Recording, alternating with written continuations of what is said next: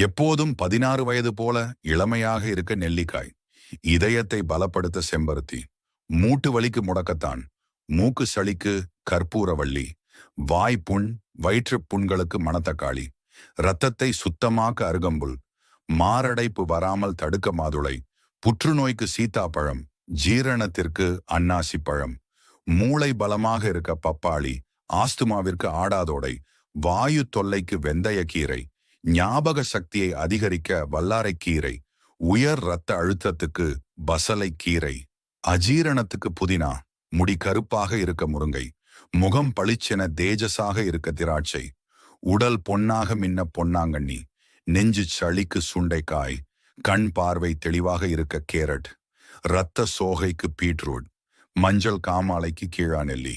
சிறுநீரில் கல் இருந்தால் அதை போக்க வாழைத்தண்டு. Download ShareChat.